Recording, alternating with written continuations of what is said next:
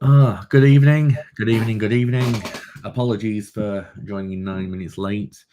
You know, life, builders, 4 hour jobs become 7 hour jobs. Anyway, welcome to another semi irregular published. My brain is done today. I'm apologising, SEO Huddle. We have Jerry, who is mid snack, and Cindy, who has actually made effort for it being Halloween. Yay! I do have Halloween costume. It's just that I can't actually see the keyboard or. Your face is also slightly outgrown the mask. It looks like an infant-sized mask. Yeah. Yeah, it's not the best fitting. But, my question is, Jerry, is this Temu or AliExpress? That was my question too. I think it's an Asda special. Okay, you mean in the kids section, on the kids aisle? Right, you're bullying me here, but the lady that bought it for me is currently giving me a glass of wine. So, hi, Cassie. I'm not going to say anything offensive about her while she brings me a glass of wine. Thank you, Cassie. Yeah, I'm going to buy her a tape measure so she can get a better measure of them. Anyway, so we're going to have lots of size comments coming to mind. I've not spoken to Jerry in a couple of months, and like he's probably built a few up for me. I have definitely built a few up for him. So cool. So today we're just going to be doing a kind of short thing, talking about some of the stuff that's happened. Apart from the world of AI, there's not really been anything fun and googly happening in recent months in comparison to others yet. The Disney thing. We're going to get to the Black Hattie stuff as well. I'm literally going through like a little bullet point list at the start to set the scene. But shall we just jump straight into Mickey Mouse's House of Black SEO? Sounds like a good place to start. It's fun. Okay. Do you want to be Goofy or Donald? I'm more of a Minnie today. So, as probably everyone has seen, moving very swiftly on from that, it is a Halloween special. Sorry for the nightmares you've just received. A few screenshots have gone around where people have used Black Hat SEO to basically sabotage and inject stuff into the main Disney website, which is very reminiscent of Google bombing from back in the day. And you kind of would hope that with everything that Google's put out about being able to, like, especially with Penguin becoming part of the main algorithm, like, oh, we can understand when links are bad and we can devalue stuff and everything like that. Well, this one seems to have slipped through the mouse's net. Yeah, well, and Google constantly says that you don't need to disavow links, that they're great at identifying them and ignoring them, but that is clearly not the case here. Well, they were disavowing the disavow. They were discontinuing the disavow tool, and that does feel. I mean, I know some agencies still do link disavows and others don't. Especially, I know in recent months there's been a lot of the buy SEO links, Telegram anchor text spam on a lot of websites, just because. I mean, the only people who really look at anchor text are people who work in SEO or digital PR. So it seems like the obvious place to advertise, but. Yeah, it does very much feel like they've dropped the ball significantly here, or a part of it is being exposed, which they probably need to patch sooner rather than later. See, I'm not thinking as bad as people kind of say it is. I know that sounds contrary to my normal kind of opinion of everything Google, but we've seen a lot of occasions where people have accidentally robots.txt'd out their entire site, and Google's basically being able to kind of determine what's behind the scenes by all the backlinks, and all the backlinks will often feed into what the title tag is, and so on and so forth. The page in question was a login page, and I was trying to have a look earlier on actually to see if it was robots.txt'd out, but I actually didn't. It's just too busy. But it did make me think actually that Google's just basically saying there's a lot of links to this page. This is what it's about. This is kind of the subject matter, and often Google overwrite title tags with the backlinks and all sorts of other things. Just because there was a case that I was working on years ago that was like some kind of yellow book, a gardening list of, could be yellow book, I can't remember what it was, but some random book thing. And weirdly enough, everybody called it that, except they didn't on their own website. So on their own website, they didn't refer to it as such, but all the backlinks referred to it as such. And so Google would actually replace the title tag and internal links and everything like that with it. And whilst this does demonstrate that, you know, you can manipulate search results with links, it is also screaming out to me that it's just kind of inferring what the page is about as much as anything. So I feel like we're actually being quite critical about Google, and I have been thinking about this on both sides, whether or not it's kind of screaming out that we need to pay attention to the backlinks coming in, but I also think that potentially this was something slightly different. What do you think it was? Because there's also like a JavaScript injection component here too, right? Like this is to me a very clear I didn't see attack. that. I didn't see the JavaScript injection. Yeah, so there's JavaScript injection and then a bunch of linking. Like I've seen this happen to clients, and it's a clever attack and it works. And I've had to disavow links to get it to go away. And what they do is they'll pick some spammy topic, like old school mesothelioma, and inject a bunch of content and pages and URLs that don't actually exist on the main site. But the exploit is that they've found a way to get around that, and they create new URLs, then link to those, and then get those to rank. So I'm not even sure the title tags are being rewritten here. Well, I saw that it was just going through to the login page. Maybe I was wrong. So from experience, I kind of think the title tag element might be a certain thing, because I remember over the years clients have rebranded and they've historically had a camel case brand, for example, and they've gone to just a sentence case, and it's taken Google months, even after Wikipedia has acknowledged it's no longer camel case, to change it, for them to change in site links. This was after they deprecated the site link management tool in GSC, of course, but I think it's a double component. Whatever it is, it was very, I hate to compliment it, but it was very well executed and it was very effective, and it certainly made a splash. I don't know. I've got questions on the actual, whether it had anything other than a overriding of what the subject matter was about. But yeah. Yeah, there are so many websites out there where you can do dodgy, spammy stuff to kind of get stuff indexed into them. And there is a lot of websites out there where, you can change the URL and it will change the title tag, the canonical tag, all sorts of various bits. And I've even seen one of recently where I was like, if you link to it once with some kind of bad link, it'll extrapolate out and create thousands of them and hundreds of them, sort of internal linking, hreflang, you name it. It'll kind of create those additional links, which Google will crawl and create all those additional pages. And so it is bad that, there's a lot of websites out there with poor technical SEO for that one core issue. But yeah, I'm curious about this one. I think, well, it's been the case of there's been these backdoors in platforms for as long as it's been time. I can remember like Sitecore 7, where you used to be able to so they had a pre-built featuring where if you got a 404 page, you could actually make it do a redirect by putting a certain parameter into the URL. So I actually found with a couple of sites, people were using the redirect functions to generate hundreds of thousands of backlinks from one website to their adult website networks, which are all spam. And you could do the same things with, I think it was Sitecore 7, and I think 8 potentially had that 4 in as well. And it was just default functionality that developers were turning on because they thought it was being helpful. But if you found that exploit, it caused chaos. Or I think it was Sitecore as well on another platform, where if a searcher requested on the internal search a certain thing 3 times, 5 times, it automatically generated a URL. So people would attack that and almost not inject, but almost slap that until they got stuff, hit it with backlinks, presumably from the same redirect elements, to create an internal linking frame. And you just had loads of random stuff ranking that went completely under the radar. Yeah, there were a lot of WordPress kind of exploits for a long while, particularly around certain plugins. But I'm sure all that's patched up. WordPress is good. Jono's not here to defend it.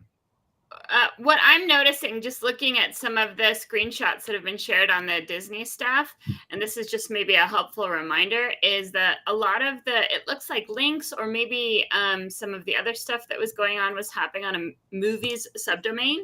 And sometimes companies will do a great job on their www or their main domain at locking things down and doing security, but they'll forget to do the same on subdomains.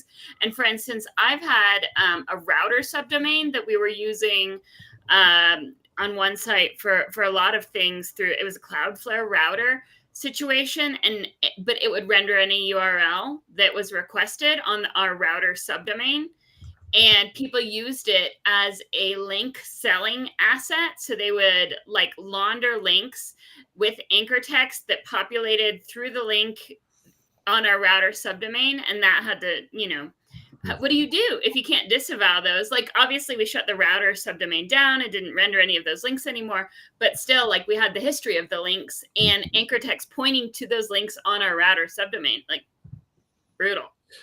Yeah, there's been a lot of programmatic SEO. You can't see me. Programmatic SEO hacks which product managers have done over the years who don't really understand the implications of SEO and how it needs to be managed, it needs to be controlled, it needs to stop people like I'm not going to mention his name, but you know, Dan knows him really well. He's a guy called Martin who would basically kind of go and, oh, look what I can do, and just inject stuff into it.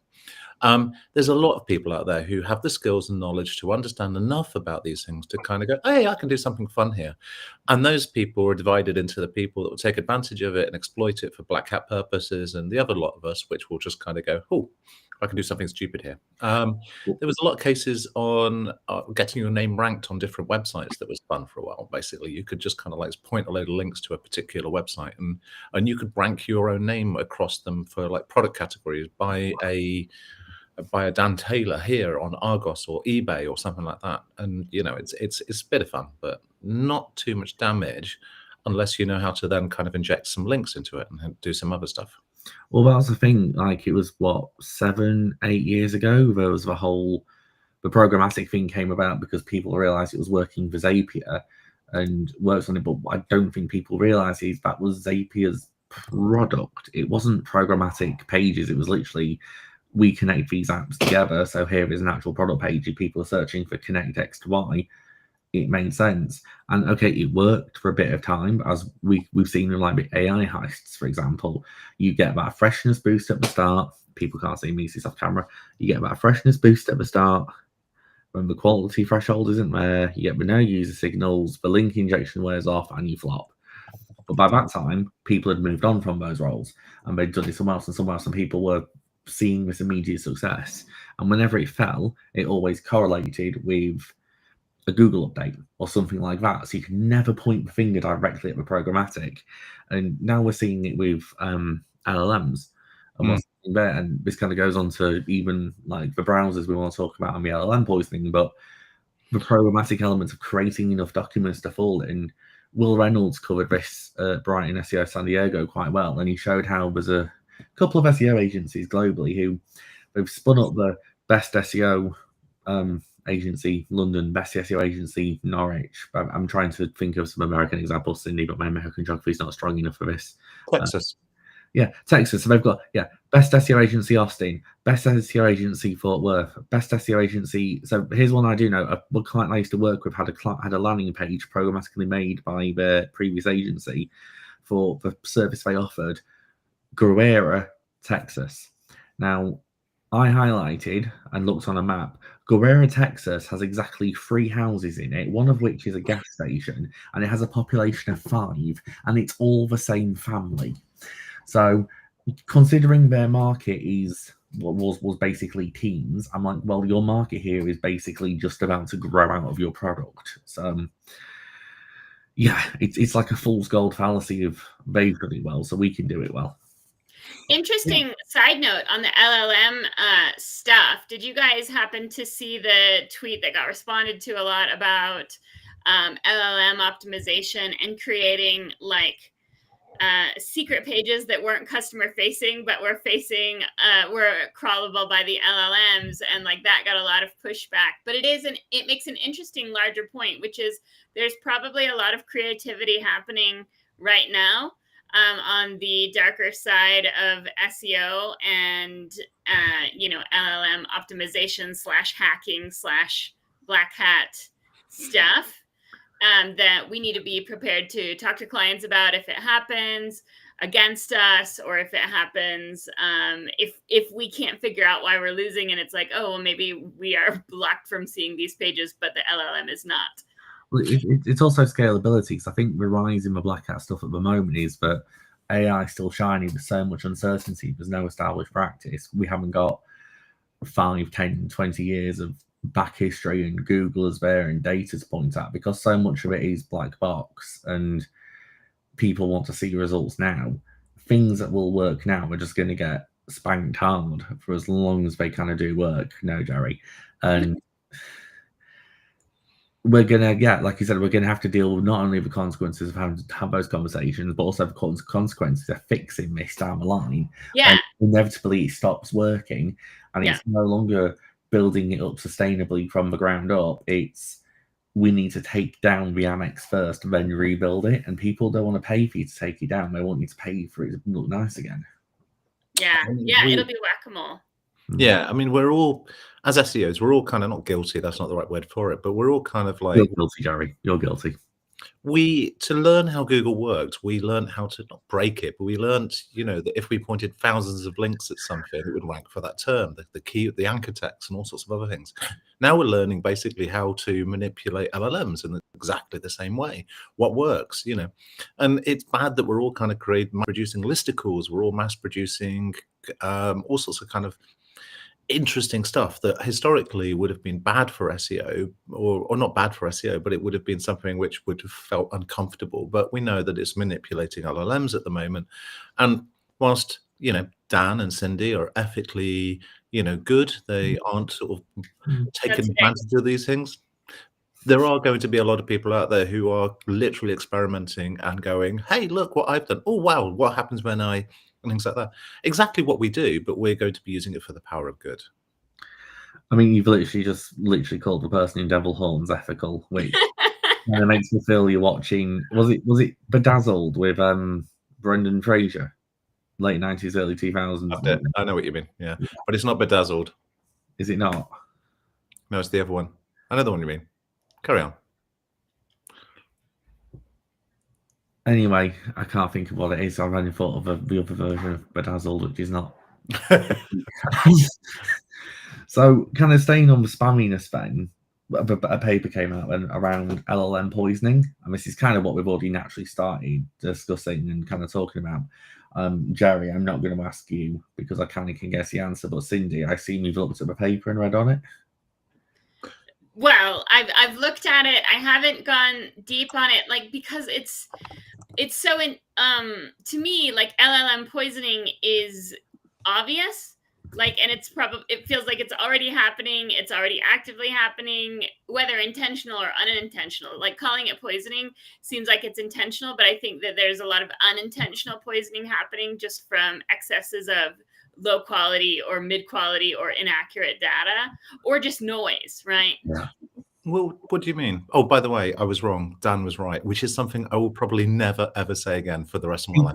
He's just messaged me in the private chat. The film was called Bedazzled, and I'm literally like, that's exactly. No. I said, yeah, it was Bedazzled. I thought I was wrong. Sorry, Cindy.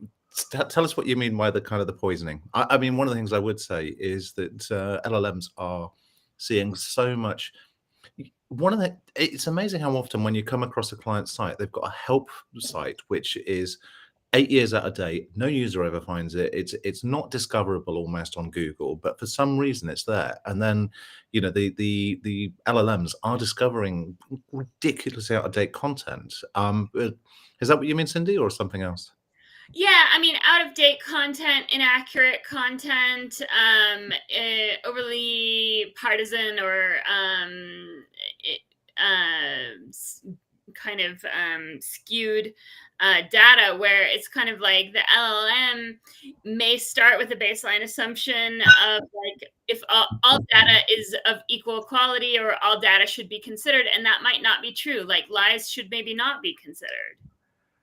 Well, I think the side then is to how to understand what is and isn't lies, and then I think that then comes down, like you said, I agree with you. There's a lot of content out there which has that bias and has, I mean, let's be honest, most content on the internet has been written or produced to fulfill a self-serving purpose for an entity or an individual, which, again, like, not wanting to talk about Musk, but we seem to talk about Musk in every recording we do, also makes me laugh a little bit about Grokkopedia, because that's got the bias of, you think Wikipedia isn't biased. I mean, yeah. Even more obvious biases, though.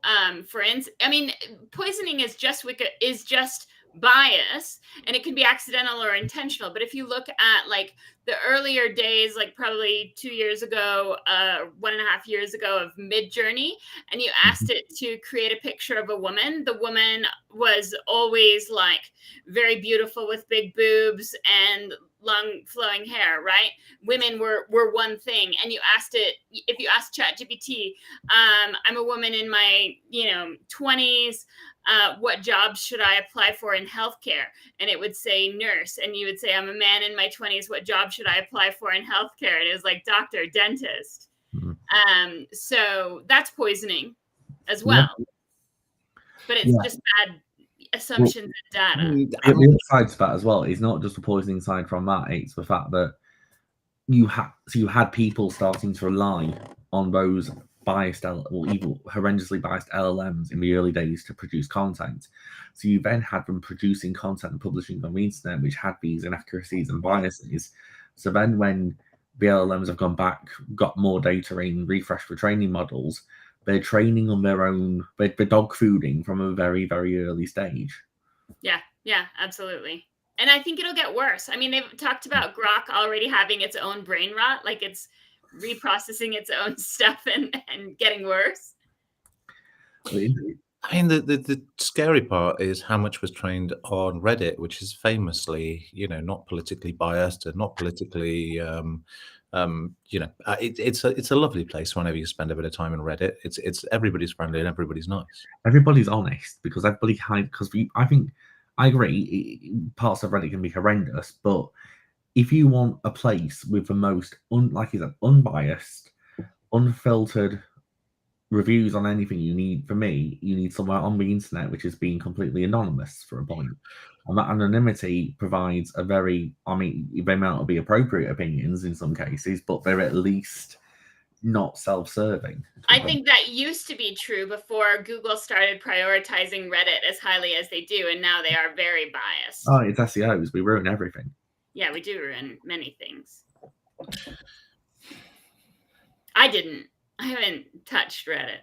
No, I forget I have an account. I only realized I have an account the other week because someone managed to log into it, and I got have you logged in from, I think it was Singapore? And I was like, nope. So I had to reset the password.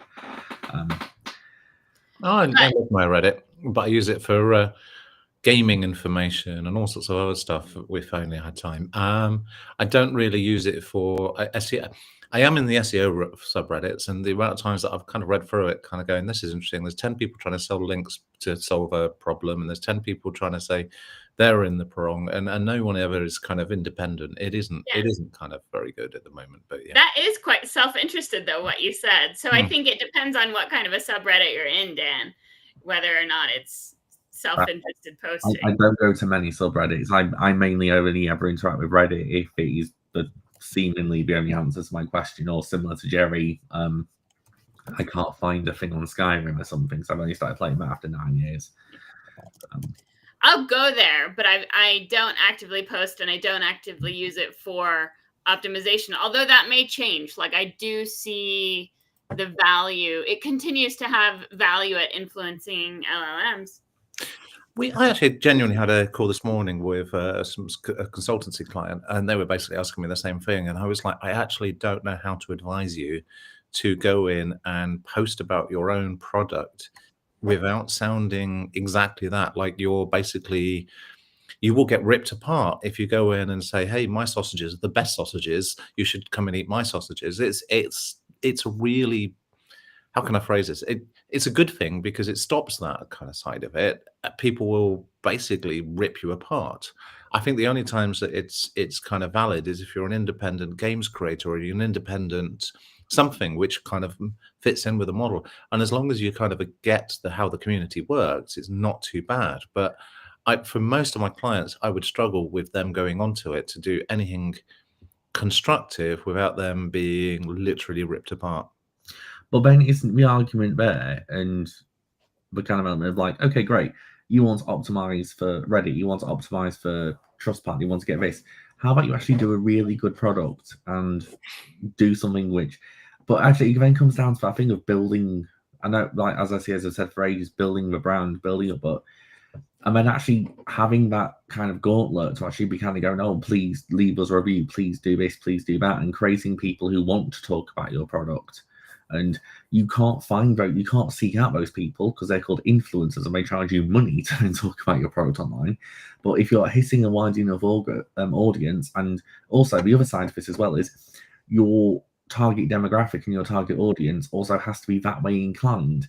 Because because I don't know the demographics of Reddit, this is just me plucking numbers out of here, but say you're targeting people who are 55 plus, for example, they may go to Google, and they may do their search, they may go to Bing and do their search, and they may see the Reddit results, and they may click on a Reddit tab because it's just a blue link to them, or they may get the information pulled through. They're probably not, and this is just me using this as an example, not going to go on Reddit and talk about their product. They're not going to go on the internet to engage in those forums. So it's okay saying we want to be on Reddit, but are we going to get the volume to actually start to change that perception just because of who our core audience is? Yeah, but I mean, that's assuming that what you want is direct interactions on Reddit and not to influence AI, utilities and LLMs and stuff. LLMs don't have those demographics. They just want the data.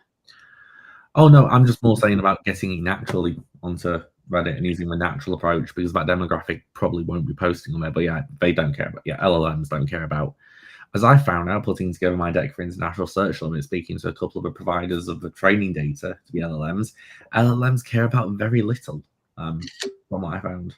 They're not especially discerning. No, and Jerry's just taken a screenshot and not realised we heard it, so that was interesting as well. There's over 1,000 people watching us on YouTube, and I don't know who they are. No, I put a thing in the WhatsApp group. I think we hit about 2,000 at one point as well. Hey, everybody. Hey, but no one's in the chat, so that's fun. What else did we have on our list to talk about today?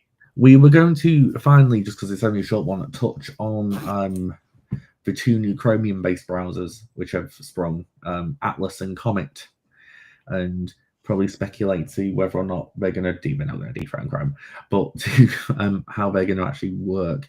And Cindy, you've done a lot of things with Chrome and Chromium, a lot of really leading stuff.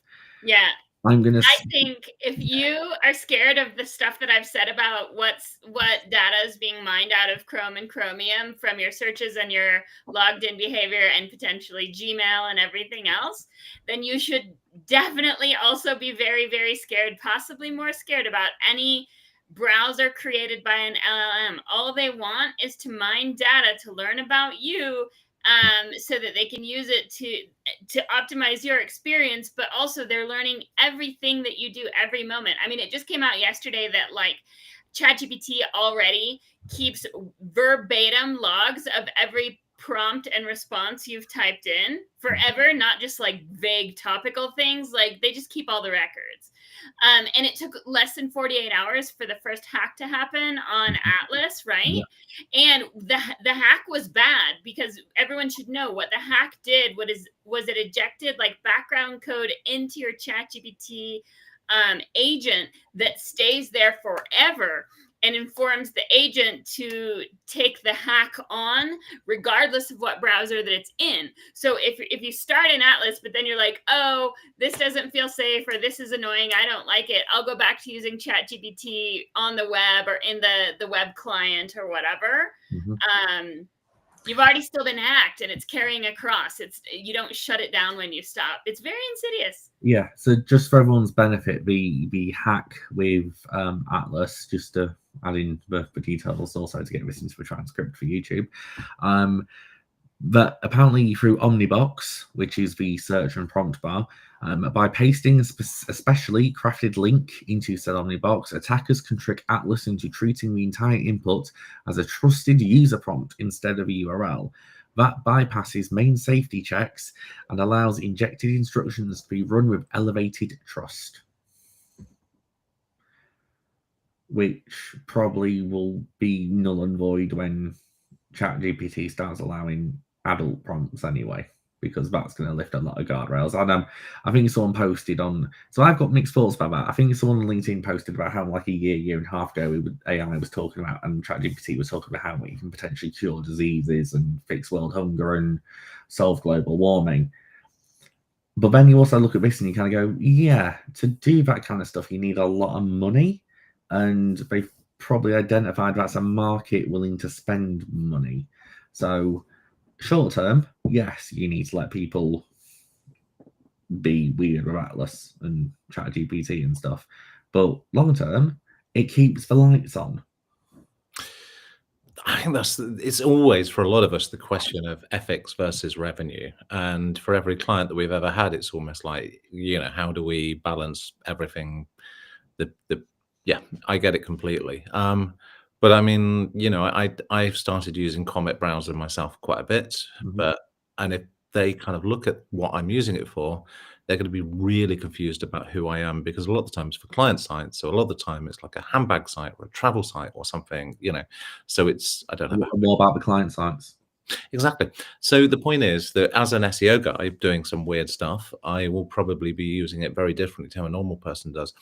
But we know that Google and various other search engines, and in fact, everybody is almost trying to restrict the amount that these browsers, not the browsers, sorry, the LLMs can see from the search results. That caused a huge ruckus recently with the num equals 100 results being stripped off. But if they can get a huge amount more data by literally following us around the internet and watching how we interact and watching the search results that we get and watching everything, that's an insane amount of data very, very quickly, even with a relatively small amount of people installing the browser. Yeah, no, that makes sense. I mean, I've started sometimes using Comet instead of going to Google search for certain queries, just because I want the presented answer versus a risk of potentially getting an AI view over 10 blue links. I will be honest, I've mostly been using Comet to play Wormhole, which is fun.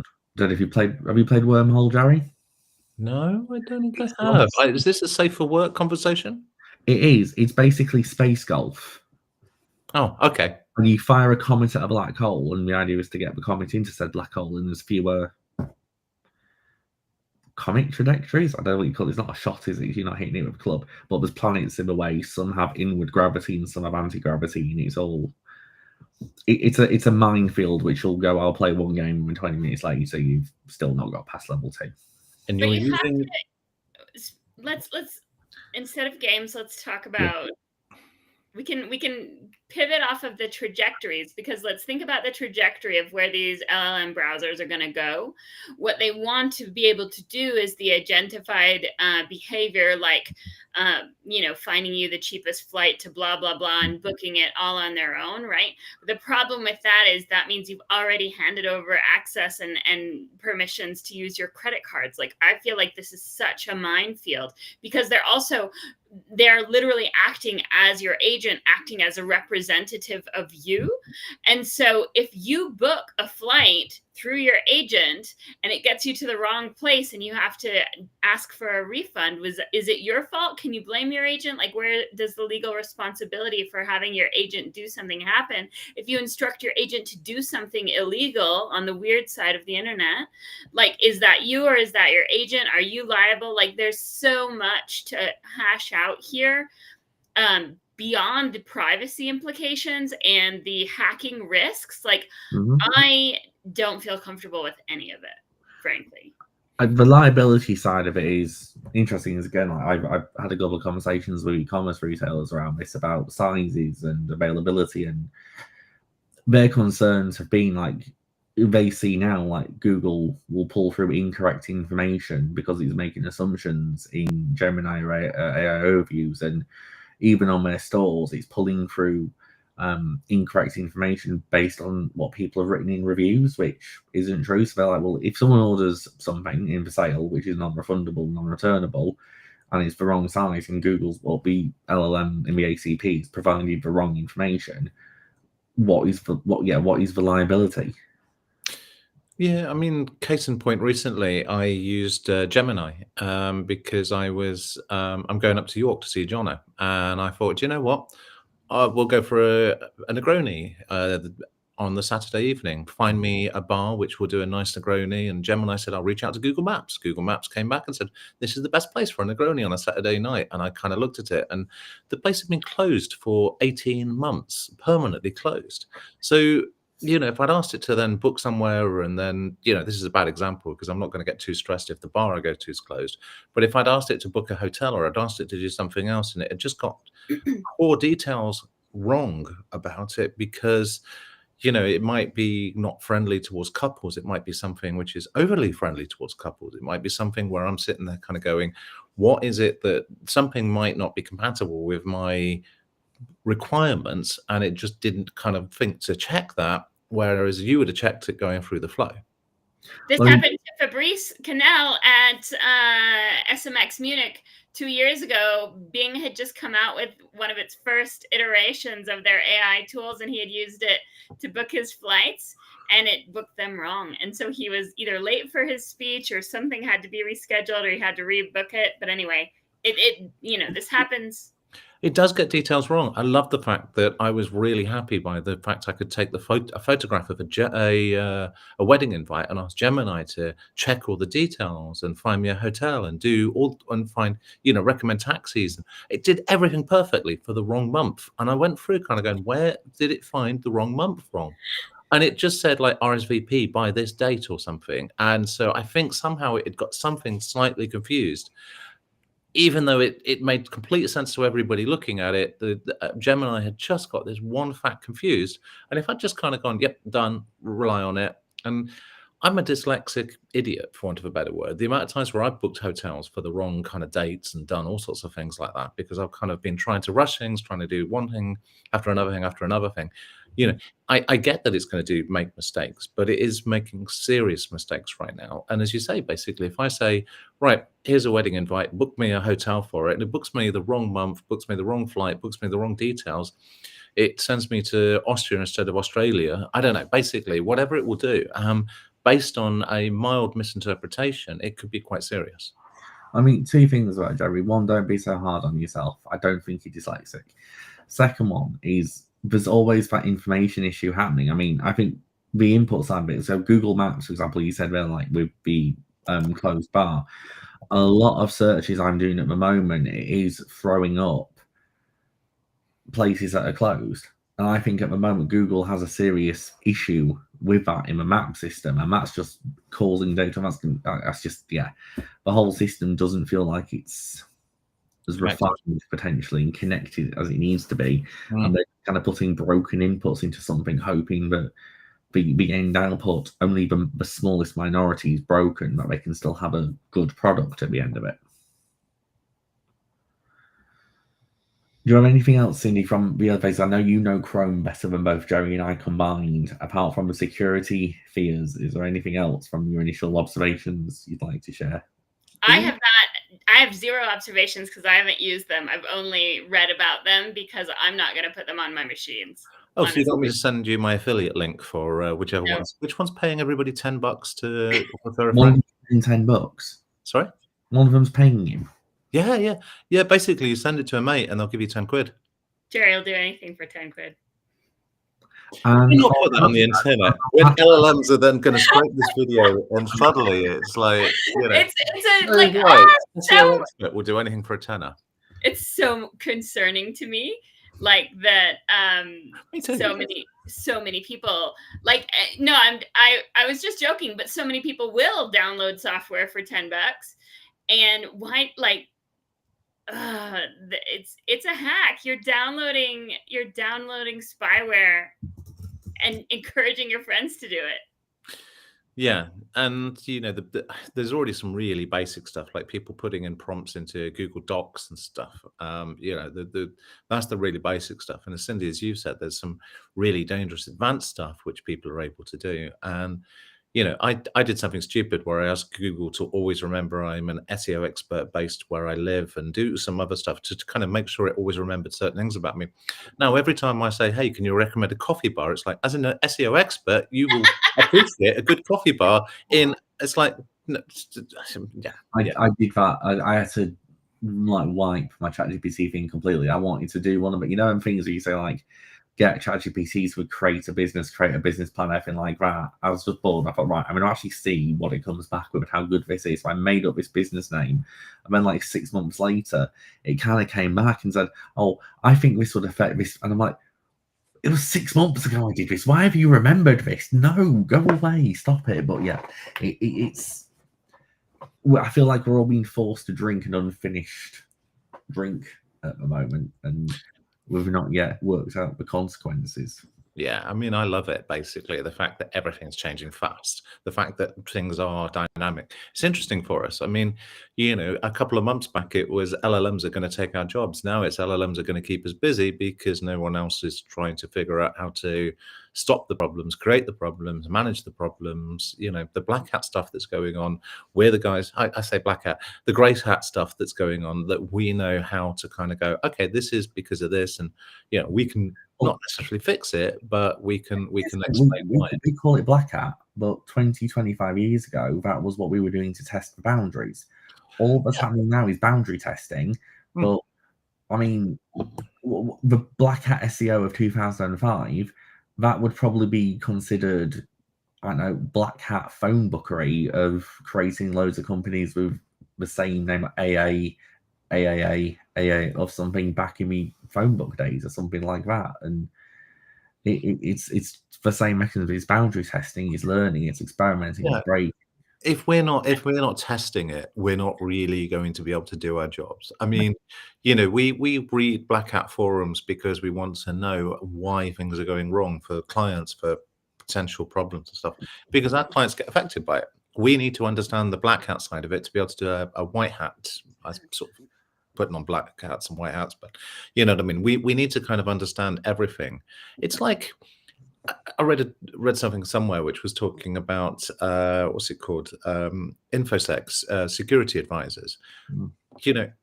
They should know how to hack. They should know how to break stuff. They should know what will do stuff. And we're the same. We should be the ones understanding what will break Google and ChatGPT and Perplexity. And it's actually evolution, isn't it? Because when we used to spam sites with links 20, 25 years ago, we found out that links worked.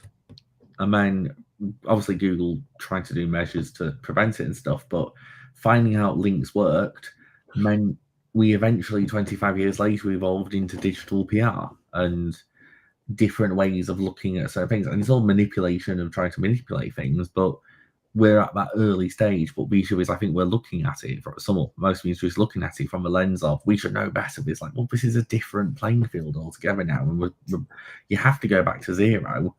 I mean, okay, it's not, for the purpose of my metaphor, Cindy, it's a level playing field, but we have to break stuff. No, I agree. I wasn't disagreeing. I was agreeing, and it reminded me of the people who are manipulating hiring LLMs or hiring AIs by putting white on white text in their resumes that was addressing the bot itself or the LLM itself, saying put me at the top of the list. Like, part of me thinks that's genius, because if you're going for a tech role and you do that, and it's like, well, you found me, didn't you? I did it, and I optimized for what the system needed. I researched it, I tested it, I learned it, I did it. You might not agree with the ethics of it, but here I am, sat talking to you in an interview, kind of thing. Like, you sit back there and kind of go, oh, shit, yeah, fair enough. If you're hiring for an SEO or a security person, yes. If you're hiring for an ethics officer, no. Dan and I will never be interviewing ethics officers, let's be honest here. No, I'm more likely to be interviewed by an ethics inquiry or something like that. Yeah, a committee, like the British equivalent of a grand jury into ethics. Anyway, we do have grand juries. I don't think we do, Jerry. I don't know. Do you know if we do? Yeah, we do. We have grand juries. Really? I thought that was just an American thing I saw on Good Wife. He's now Googling it to send me a link. Anyway, while Terry is doing that, we've kind of covered a lot of ground today in our usual organised, coherent, focused selves. All we can do is, establishing, and was the grand jury was abolished in 1933. I'm sorry, Jerry, but I can't remember it being around. I'm slightly younger than yourself. So on that, so Jerry can start. Interesting that Dan has been right twice at this conversation. Yeah, that's going to grate. Me being right twice is going to grate on Jerry more than me effectively bullying him for what he said. We'll end here before I'm right thrice, in which case he'll probably be very upset. Now he's going to question if thrice is a thing. No, it's a question of whether any self-respecting Englishman would use thrice in a sentence. Yes. Yes. And Danny's right for third time. And on that bombshell, Wait, let's round it out because it's Halloween and it's already evening time for you. It's still morning for me. Are you guys getting trick-or-treaters? Are you doing anything for Halloween? no. I've literally just had Cassie point at me, kind of going, "We're off to a party." She's pointing at me through the door, kind of going, "It's time to go." Well, we appreciate you wearing your Halloween costume on the call with us, Jerry. It's very scary. She's got her outfit. All right, let's see it. Hi everyone. What a bad message dress on. This would be a lot better, Jerry, if you didn't have your background blurred. But anyway. Yeah, they couldn't see it. Oh, I don't know how to fix that. Okay, Hang on, there's a button which Jerry says to figure out. it is done. Okay. Yeah. How do I virtual background disable the background thing? You have to There send we a message go. that way. Look. It was very engaging. Guys, how's that? Yeah. Bye, Cassie. Bye, There's Cassie. 1,000 people watching this on YouTube. All right, 1,400 people just saw your lovely dress, Cassie. Hey, how you doing? Right. Yes, we're gonna go. Okay. Cindy, are you doing something fun for Halloween? Yes. No, just trick-or-treaters at my house. Perfect. Dan? No, I'm drawing the curtains and pretending I'm not home. Same thing you do every night. We've got one of every option. Yes. Party, trick-or-treaters, pretending to be not home. And on that note, we want to wish everybody a happy Halloween. Let us know in the comments if you've watched this on backup, and we'll probably see you again at some point in the future, but we can't seem to stick to a schedule, so we'll see you when we see you. Goodbye, everyone. Happy Halloween. Cheers. Bye.